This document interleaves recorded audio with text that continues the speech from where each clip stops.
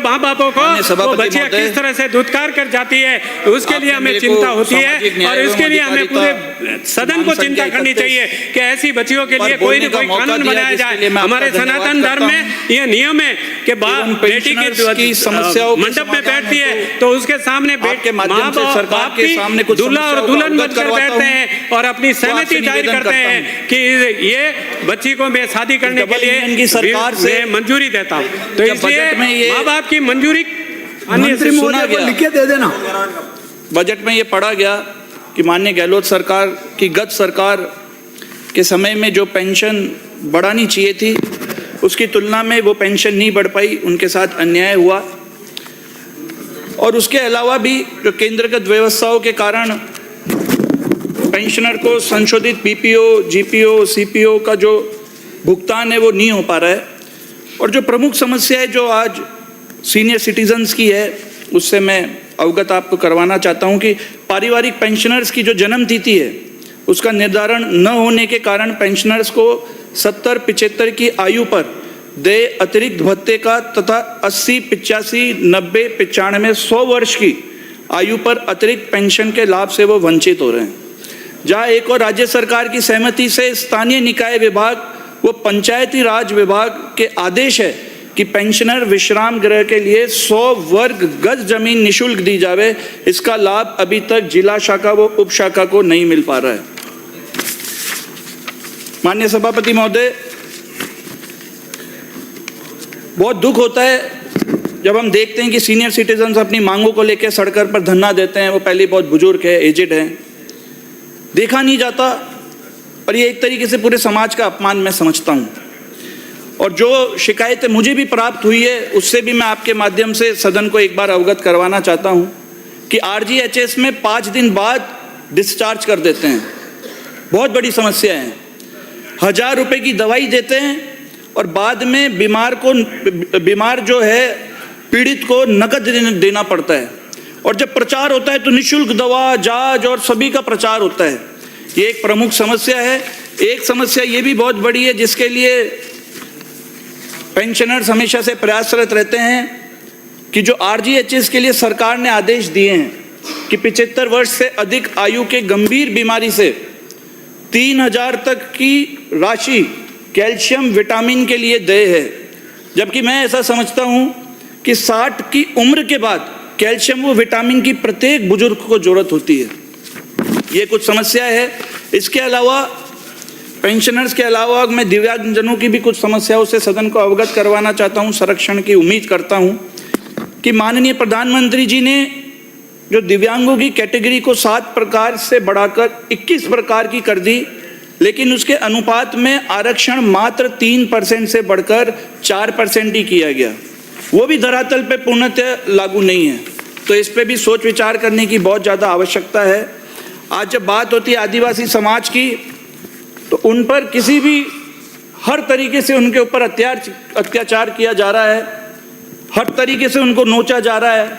अभी की ताज़ा खबर मैं बताऊं, 55,000 आदिवासी बच्चों के हर पैकेट से 2-2 किलो आटा और पोहा गायब हो गया। मैं समझता हूं उससे बड़ी शर्म की बात कुछ हो नहीं सकती।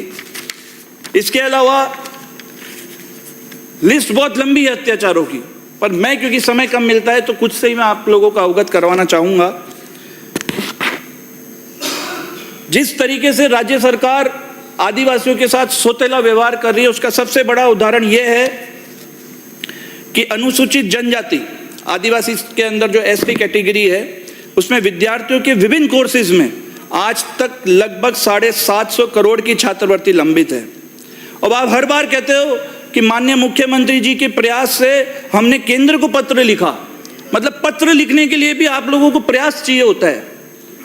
मैं समझता हूं कि नवंबर 2024 में 250 करोड़ की राशि शैक्षणिक सत्र 2023-24 के लिए जनजाति कार्य मंत्रालय भारत सरकार द्वारा जारी की गई थी। इस राशि के विरुद्ध 25% राज्य अंशदान राजस्थान सरकार द्वारा वहन किया जाना था, परंतु आज दिन तक भी छात्रवृत्ति का लाभ आदिवासी समाज के एसटी कैटेगरी को नहीं मिल पा रहा है। और तो और इतनी बड़ी समस्या है कि बच्चों को पढ़ाई छोड़नी पड़ रही है, विद्यार्थियों छात्र छात्राओं को अपनी पढ़ाई छोड़नी पड़ रही है, वो अपना रुपया जमा नहीं करा पा रहे हैं, किसी से कर्ज ले रहे हैं, और उनके जो सपने हैं किसी का डॉक्टर बनने का, आईएएस बनने का, आईपीएस बनने का, वो सपना बन के ही रह जा रहा है। बहुत बड़ी समस्या है माननीय सभापति महोदय। और इससे भी बड़ी विशेष बात यह है, जिसके लिए मैं सरकार का भी ध्यान केंद्रित करना चाहूँगा आपके माध्यम से, कि जो छात्रवृत्ति के फॉर्म भरने से लेकर भुगतान तक जो इतनी जटिल प्रक्रिया बना दी गई है कि आम ग्रामीण क्षेत्र का विद्यार्थी तो फॉर्म भरने से वंचित ही रह जाता है। जब विद्यार्थी नियमित छात्र है, रेगुलर स्टूडेंट है, तो हर वर्ष छात्रवृत्ति का फॉर्म क्यों भरना पड़ता है? हर बार छात्रवृत्ति फॉर्म भरने से जो खर्चा उसको जो होता है छात्रवृत्ति फॉर्म का, वो 500 से लेकर 1000 रुपए तक का उसका खर्चा होता है। और फॉर्म भरने के बाद भी ये स्थिति है, इतनी बड़ी विडंबना है कि छात्र को छात्रवृत्ति नहीं मिल पा रही। तो आपका संरक्षण चाहिए माननीय सभापति महोदय। और मैं ऐसा समझता हूं कि आदिवासियों को, एसटी एससी ओबीसी को किसी भी प्रकार से उनको किस तरीके से उनका हनन, अधिकारों का हनन किया जाए, उससे आप हमारे को बचाएं। और लोकतांत्रिक और संवैधानिक अधिकारों का जो हनन हो रहा है, इससे आप हमारे को बचाएं, ऐसा आपके संरक्षण की हमें उम्मीद है। और जिस तरीके से राज्य सरकार निजीकरण कर रही है, 400 स्कूल बंद कर दिए, इंग्लिश मीडियम स्कूल जो गत सरकार ने खोले थे उसको भी बंद कर दिया, बिजली निजीकरण की तैयारी चल रही है, एन केन प्रकार जो भी निजीकरण हो रहा है, उसमें मैं समझता हूं जो संविदा पे जो लोग लगाए जाते हैं, कॉन्ट्रैक्ट बेसिस पे जो लोग लगाए जाते हैं, उससे मंशा साफ दिखाई देती है कि किस तरीके से एसटी एससी और ओबीसी का जो आरक्षण है उसको खत्म किया जाए। अभी का ताजा उदाहरण, जिस प्रकार का हनन ये राज्य सरकार कर रही है आरक्षण के साथ, उसका ताजा उदाहरण अभी पटवार भर्ती 2025 है। 2025 की पटवार भर्ती में जिस तरीके से एसटी एससी और ओबीसी के आरक्षण को जो मिलना चाहिए था, जो सीट हमारे को मिलनी चाहिए थी, उसमें कम पद आरक्षित किए गए। और जो भारतीय संविधान द्वारा, ये तो एक अधिकार दिया हुआ है भारतीय संविधान द्वारा, तो मैं समझता हूं कि ये उस आरक्षण की सरेआम अवहेलना है और ये बिल्कुल भी किसी भी प्रकार से स्वीकार्य नहीं होगी। मैं एक बार पुनः इस सदन से निवेदन करता हूं कि आज समाज में आक्रोश है कि किस प्रकार आरक्षण को एन केन प्रकार धीरे धीरे करके बड़ी चतुराई के साथ पीछे के रास्ते से उसको खत्म करने की कोशिश ये सरकारें कर रही है। आपसे क्योंकि ये डिमांड है, तो मैं एक ये भी सरकार से मांग करता हूं कि जो हमारी विधानसभा पीपलदा में जो गरीब समाज है, एरवाल समाज है, मेघवाल समाज है, वाल्मीकि समाज है, बेरवा समाज है, एससी के हैं, मैं वाल्मीकि समाज, आज भी भेदभाव होता है। तो मैं ये निवेदन आपके माध्यम से ये मांग करता हूं सरकार से कि इनके सामुदायिक भवन के लिए कोई इस तरीके का उनके लिए जगह देखी जाए जहाँ पे वो अपनी कुछ भी प्रोग्राम हो वो उसको कर सके, उनको सामुदायिक भवन उपलब्ध करवाया जाए, ऐसा मैं निवेदन करता हूं। और इटावा नगर पालिका हमारे है, इटावा नगर पालिका में वहाँ भी बेरवा समाज द्वारा एक सामुदायिक भवन की बहुत बड़ी डिमांड है, जिसके लिए मैं निवेदन करता हूँ। और ऐसा नहीं है कि जगह नहीं है। अभी माननीय सभापति महोदय, मैं आपको अवगत करवाना चाहता हूँ कि इटावा के अंदर खुलेआम मेन रोड की 50 बीघा भूमि पे सरेआम अतिक्रमण हो रहा है। और मैं समझता हूं कि वो अधिकारियों की मिलीभगत के बिना, वहां के जनप्रतिनिधियों की मिलीभगत के बिना ऐसा संभव नहीं है।